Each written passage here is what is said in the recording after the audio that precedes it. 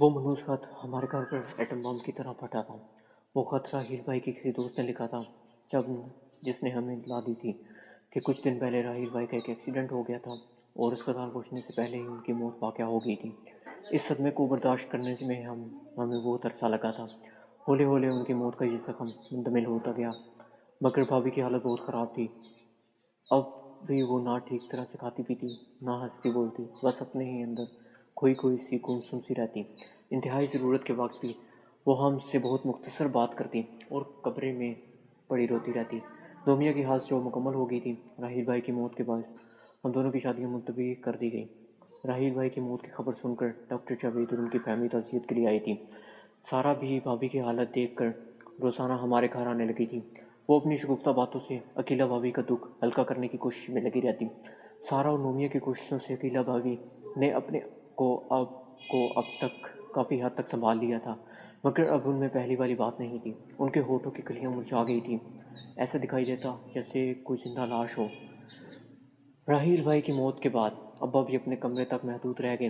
انہوں نے اپنی دکان ایک قابل اعتماد نوکر کے حوالے کر دی تھی۔ وہ پنجگانہ نماز کی ادائیگی کے بعد کئی گھنٹے قرآن پاک کی تلاوت کرتے رہتے۔ وہ بھابھی کی حالت دیکھ کر اندر ہی اندر سلگتے رہتے۔ اسی ایک حادثے نے ہمارے ہنستے گھر کو کتنا اداس اور غمزدہ کر دیا تھا۔ اب نہ بھابھی مجھے سارا کام نام لے کر چھیڑتی اور نہ نومیا، اور نہ میں پہلی طرح ہنستا مذاق کرتا۔ ایک دن جب میں آفس سے گھر آیا تو نومیا نے بتایا کہ آج ابا کی طبیعت اچانک بہت خراب ہو گئی تھی، اس لیے میں نے انہیں خواب آور گولیاں دے کر سلا دیا۔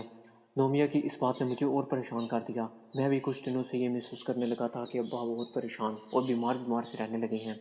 میں نے ان کی یہ حالت دیکھ کر ان کا زیادہ خیال رکھنے کی کوشش کی۔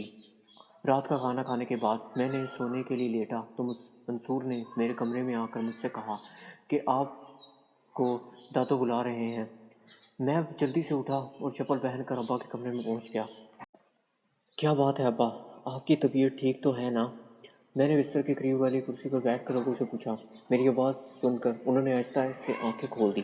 جمیل بیٹے، انہوں نے بڑی نحیف آواز میں کہا، میری ایک بات مانو گی؟ ابا، میں نے پہلے کبھی آپ کی کوئی بات ٹالی ہے جو آپ ایسا پوچھ رہے ہیں؟ میں تڑپ کر بولا، مجھے معلوم ہے تم میری کوئی بات نہیں ٹالتے، مگر بیٹے وعدہ کرو کہ میری یہ بات ضرور مانو گے۔ ابا نے اپنا کمزور